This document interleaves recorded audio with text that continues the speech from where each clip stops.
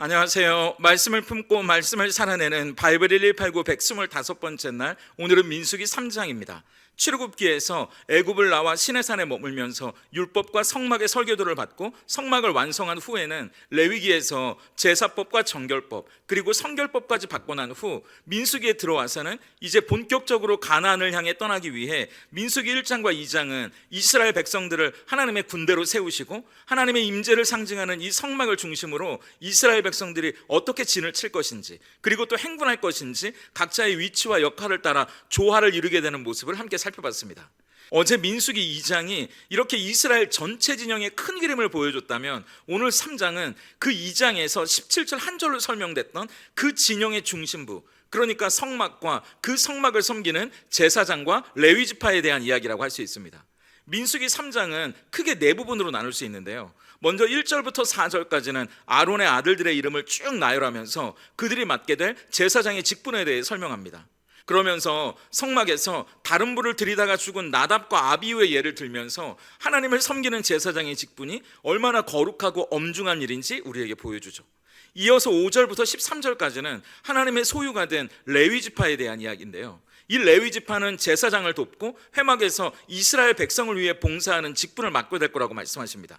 그러면서 레위인은 이스라엘의 모든 장자를 대신해서 하나님께 드려진 존재라고 말씀하시고요, 그러니까 이스라엘 편에서 보면 그들을 대속해 준 존재가 되는 거고, 하나님의 편에서 보면 하나님의 소유, 아니 이스라엘 백성 전체가 하나님의 것이라는 것을 보여주는 독특한 위치를 갖게 된다고 말씀하십니다. 그리고 14절부터 39절까지는 이 레위 자손을 각 가문과 종족에 따라 계수하고 각각 성막과 관련된 구체적인 임무를 맡기는 장면이 나와요. 먼저 게르손 자손은 성막과 장막, 그 덮개와 휘장을 맡고 성막 서쪽에 진을 칩니다. 그리고 고핫 자손은 언약궤, 상, 등잔대, 제단 같은 성물을 맡고 성막 남쪽에 진을 치고요, 무라리 자손은 성막의 널판이나 기둥, 받침 같은 구조물을 맡고 성막 북쪽에 진을 칩니다. 그리고 모세와 아론과 그 아들들인 제사장들은 성막의 동편에 진을 치고 직무를 수행했다고 이야기합니다. 그리고 마지막으로 40절부터 51절까지는 이스라엘 자손 중에 처음 태어난 남자들의 수를 계수해서 그 수와 레위인들의 수를 비교해요. 그래서 이스라엘의 장자의 숫자가 레위인들보다 많으면 레위인들로 대속할 수 없는 남는 사람들이 있잖아요, 그 사람들은 속전을 바치도록 합니다. 그 결과 레위인보다 나머지 지파의 아이들이 273명이 더 많았고, 그래서 레위인으로 대속할 수 없으니까 한 사람당 5세겔을 거둬서 아론과 그 아들들에게 냈다고 이야기합니다. 그래서 하나님은 우리의 생명과 삶이 우리의 것이 아니라 하나님의 것이고, 그 소유권이 우리에게 있는 것이 아니라 하나님께 있다는 것을 보여주시면서 이 민수기 3장이 마무리됩니다. 저는 레위 지파에 관해 말씀하시는 이 3장을 보면서 우리는 은혜를 보여주는 존재로 부르심을 받았다는 생각을 하게 되더라고요. 하나님은 이스라엘 진영에서 성막을 담당하는 레위 지파가 어떤 사람인지 이렇게 말씀하시는데요, 12절을 보세요. 보라, 내가 이스라엘 자손 중에서 레위인을 택하여 이스라엘 자손 중에 태를 열어 태어난 모든 마지를 대신하게 하였은즉 레위인은 내 것이라. 이게 무슨 말이냐면요, 이스라엘 백성이 애굽에서 빠져나올 때 애굽 사람들과 바로에게 하나님이 어떤 분인지 보여주기 위해 10가지의 재앙을 내리시잖아요. 그 마지막 재앙은 그 땅에 사는 모든 마지들이 다 죽는 거였죠. 그런데 하나님의 은혜로 이 이스라엘 백성들의 마지들은 한 명도 죽지 않았거든요. 그러니까 그때 죽었어야 할 마지들이 지금까지 살아있는 게 누구의 은혜냐고 물어보시는 거예요. 그 은혜에 대한 감사를 잊지 않게 하시려고 큰아들을 다시 바치라는 게 아니라 이스라엘 지파 중에 이 레위 지파를 그 큰아들을 대신해서 받으셔서 성막과 제사에 관한 일을 하게 하시는 거라고, 그 의미를 잊지 말라고 말씀하시는 겁니다. 다시 말하면 우리가 하나님께 드리는 10의 1조가 나머지 9개는 다 내 거라는 의미가 아니잖아요. 다 하나님의 것인데 그것을 고백하는 의미로 10의 1만 주님께 떼어드리는 것처럼, 사실은 애굽에 살던 모든 마지들이 죽던 그날 밤 문설주에 바른 어린 양의 피로 맞바꾼 이 이스라엘 백성들의 인생은 다 하나님의 소유라는 걸 그 중에 레위 지파를 대신 받으시는 걸로 확인시켜 주시는 겁니다. 그러니까 하나님이 레위 지파가 내 거라고 말씀하시는 건 사실 이스라엘 백성 전체가 나의 소유, 내 백성이라는 걸 너희가 레위 지파를 보면서 잊지 말라고 말씀하시는 것과 같은 의미가 되는 겁니다. 그래서 그저께 나눴던 민수기 1장을 기억하시나요? 하나님은 이스라엘 지파를 계수하게 하시면서 20세 이상의 남자, 싸움에 나갈 만한 그 남자들의 숫자를 헤아리게 하시잖아요. 늠름하고 어깨가 떡 벌어져서 뭔가 싸움에 나갈 만한 어른 남자의 숫자를 계수하게 하십니다.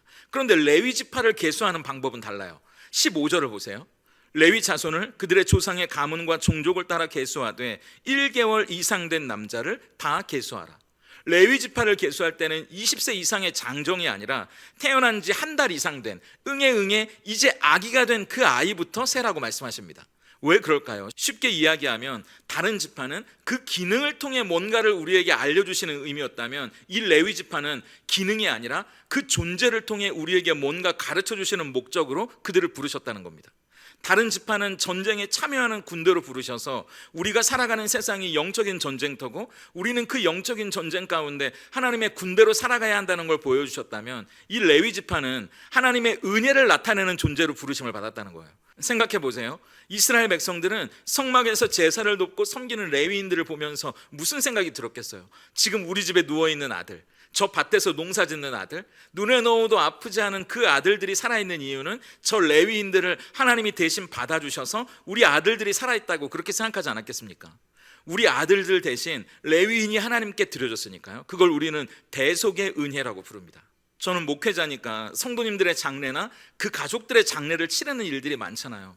모든 장례가 그렇지만 마음을 다해서 섬겨드리고 나면 어떤 분들은 10년이 지났는데도 그때 일을 기억하시면서 저에게 이야기하시는 거예요. 참 고마웠다고, 너무 큰 위로를 받았다고 그런 이야기를 하시는 경우가 있거든요.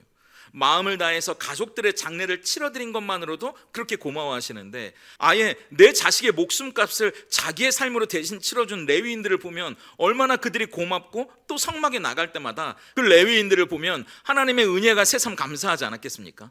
그래서 저는 목사잖아요. 그래서 우선 저 스스로에게 이렇게 적용을 해보는 겁니다.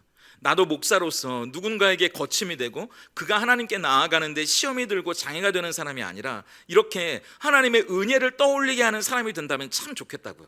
이게 어떻게 목사인 저에게만 적용이 되는 얘기겠습니까? 우리 모두가 사실 이 세상의 레위 지파로 복음의 제사장으로 부르심을 받은 사람들이잖아요. 그렇다면 우리도 존재로 부르심을 받았습니다. 하나님의 은혜를 보여주는 존재로 말이죠. 그렇다면 우리가 뭔가 대단한 일을 하고 엄청난 업적을 남기지는 못한다고 해도요, 우리의 존재로서 하나님의 은혜를 보여주는 삶을 살아간다면 그게 얼마나 가치 있고 보람 있는 삶일까요? 교회에 들어와서 어떤 집사님이 저에게 목사님을 보면 하나님의 은혜가 느껴져요 그러신다면 얼마나 좋겠어요. 어떤 성도님들이 여러분을 보면서 저는 집사님, 성도님, 장로님, 권사님을 보면 예수님이 생각나요. 하나님이 저를 참 사랑하시는구나 그게 느껴져요. 그런 이야기를 들을 수 있다면 얼마나 좋겠습니까? 뭔가 대단한 일을 하지 않아도요, 우리의 존재가 먼저 하나님의 은혜를 담고 예수님을 보여줄 수 있도록 그렇게 깊어져 가고 성숙해져 갈 수 있다면 참 좋겠습니다. 그리고 두 번째, 민수기 3장의 레위 지파를 보면서 하나님이 맡기신 일에 최선으로 반응하는 것이 예배겠구나 그런 생각이 들었습니다. 레위 사람들은 제사를 돕는 사람들이잖아요. 그런데 그들이 어떤 일을 했는지 민수기 3장은 14절부터 39절까지를 통해 우리에게 이렇게 보여줍니다. 한번 36절을 보세요. 무라리 자손이 맡을 것은 성막의 널판과 그 띠와 그 기둥과 그 받침과 그 모든 기구와 그것에 쓰는 모든 것이며, 레위 사람들이 하는 일이란 이런 것들이에요. 널빤지 관리하고 등잔 닦고 말뚝이나 줄을 관리하는 그런 일 말입니다. 우리가 레위 지파처럼 부르심을 받고 우리의 삶을 통해 은혜를 보여주고 예수님을 나타내기 위해 부름을 받았다면 그것을 보여줄 수 있는 곳은 어디 교회나 거창한 곳이 아니라 우리가 살아가는 가장 일상의 순간들, 바로 그곳이어야 한다고 말씀하는 겁니다. 레위 사람들은 제사를 돕기 위해 부름받았고 성막의 덮개천, 등잔, 말뚝, 줄 이런 것들을 닦고 보관하는 일들이 맡겨졌는데 이들에게는 그게 이미 제사의 일부였던 것처럼 우리도 예배당에서만 드리는 예배가 아니라 가장 일상적인 삶의 순간들이 우리의 예배가 된다는 이야기입니다. 우리가 살아가는 그 일상의 삶을 최선을 다해 살아가는 것, 나를 사랑하셔서 내 이름을 불러주신 그분께 감사하며 오늘 또 그 하루를 열심히 성실하게 살아가는 것, 그게 바로 예배라고요. 저는 이 말씀을 묵상하면서 이런 기억이 나더라고요. 몇 년 전에 제가 집에서 의자 다리가 부러져서 뚝딱뚝딱 못으로 좀 고정을 시켜야 됐던 일이 있었거든요. 그때 제 아들에게 이것 좀 붙들고 있어달라고 제가 그렇게 부탁을 했어요. 그런데 사실 별거 아닌 일이잖아요. 그냥 의자 흔들리지 말라고 잘 붙잡아 달라는 그런 부탁이었거든요. 그 아이가 초등학생이었을 때인데 이 녀석이 엄청 대단한 일을 하는 것처럼 그 의자를 붙들고 있는 거예요. 저는 무슨 독립운동하는 줄 알았다니까요. 근데 이 아이는 아빠가 의자 고치는 일이 멋있어 보이고 또 자기가 거기에 한몫한다는 좀 우쭐거리는 그런 마음으로 기뻤던 것 같아요. 저는 그 장면이 오늘 말씀을 보면서 계속 제 마음에 생각이 나더라고요.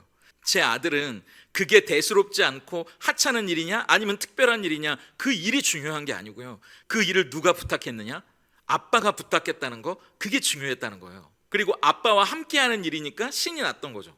우리가 하고 있는 일을 대단하고 귀하고 하찮고 별거 아닌 일로 우리가 어떻게 그걸 구분할 수 있겠습니까?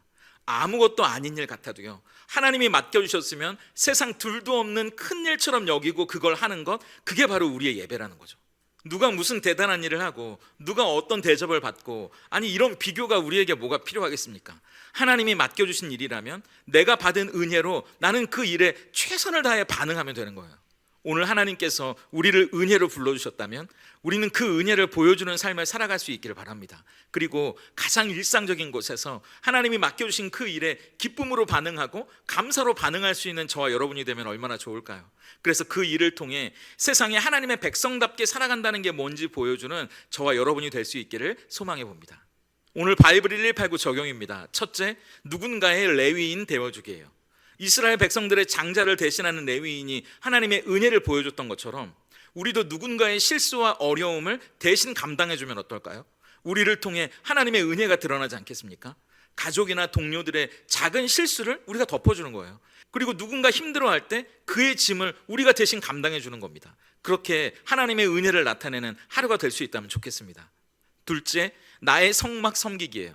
레위 지파 각 사람들은 성막이 하찮아 보이고 반복되는 일들 가운데에서도 기쁨으로 묵묵히 그 일을 감당했잖아요. 그리고 그 자리를 예배의 자리로 바꿔냅니다.